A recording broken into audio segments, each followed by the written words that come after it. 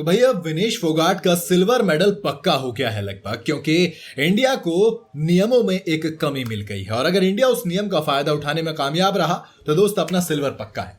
Paris Olympic में अयोग्य ठहराए जाने के खिलाफ पहलवान विनेश फोगाट ने 2 अपील की थी।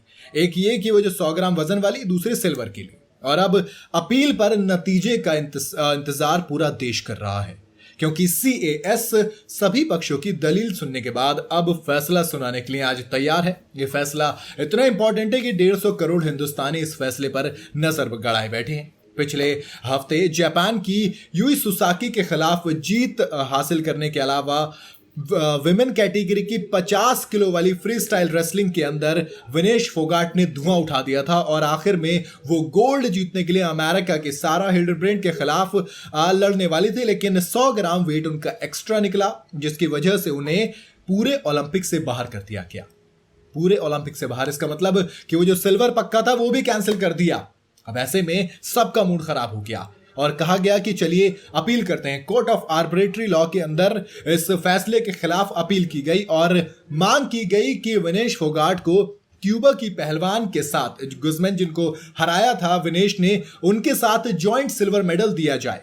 लोपेज सेमीफाइनल में विनेश के खिलाफ हार गई थी, लेकिन बाद में जब विनेश को अयोग्य ठहरा दिया गया तो उनकी जगह किसको सिल्वर दे दिया गया? गुज़मैन को दे दिया गया, क्यूबा की। लेकिन अब एक नियम मिला है जिसके अंदर एक खामी मिली है और उस नियम की बहुत ज्यादा बात हो रही है कि भैया आपने एक नियम के चलते तो विनेश को बाहर कर दिया था और यूनाइटेड वर्ल्ड रेसलिंग यानी कि UWW के नियम में एक खामी और है जो अब इंडिया को फायदा पहुंचाने वाली है। रेव स्पोर्ट की रिपोर्ट के मुताबिक जो रेसलिंग फेडरेशन है उसने 100 ग्राम की वजह से विनेश को बाहर कर दिया, उसे नजरअंदाज नहीं किया जा सकता, उन्होंने ये कह दिया। अब सीधी सी बात है, ठीक है, आपने कहा कि अगर आप एक नियम के लिए विनेश फोगाट को छूट नहीं दे सकते और इसलिए आपने उनको बाहर कर दिया, लेकिन सिल्वर मेडल तो दे सकते हैं। तो ऐसे में UWW का नहीं, सिल्वर मेडल भी नहीं दे सकते। अब हम जब अपील लेकर गए तो CAS ने पहली अपील खारिज कर दी, लेकिन सिल्वर मेडल वाली अपील हमारी मान ली। अब ऐसे में रेसलिंग फेडरेशन उसके खिलाफ चला गया, लेकिन UWW के नियम में एक खामी है, वो खामी जो कि इंडिया फायदा उठाने वाला है अगर चाहे तो। खैर, नियम के मुताबिक वही रेसलर रैपिज का दावा कर सकता है जिसे फाइनल में हार मिली होती है।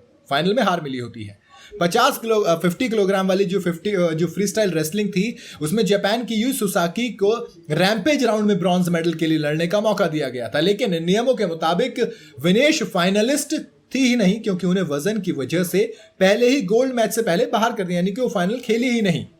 हारी तो दूर की बात है, हारते तो तब ना जब आप खेलते। इसके अलावा अगर बात करूं, फाइनल में क्यूबा की जो गुज़मैन थी और US की सारा हिल्डरब्रेंड के बीच खेला गया था, जिसे सारा ने जीता।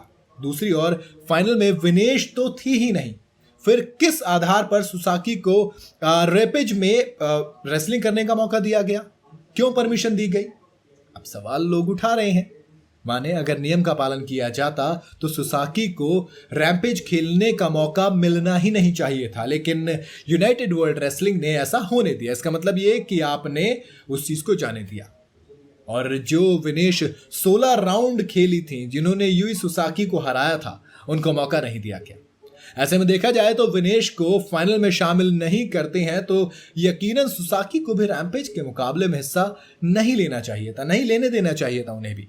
हालांकि UWW नियम में एक बड़ी जो लूप होल है वो मिला है, लेकिन सवाल यही है कि क्या भारतीय खेमा इस लूप होल का फायदा उठाएगा और CAS क्या इस लूप होल की वजह से अपना फैसला सुनाएगा? क्या टीम इंडिया को यानी कि विनेश फोगाट को सिल्वर मेडल मिल पाएगा? आपको क्या लगता है बताइएगा जरूर कमेंट के अंदर। वीडियो अगर आपको पसंद आई हो तो इसे लाइक और शेयर जरूर करें और जाते जाते चैनल को फॉलो और सब्सक्राइब जरूर करते जाइएगा।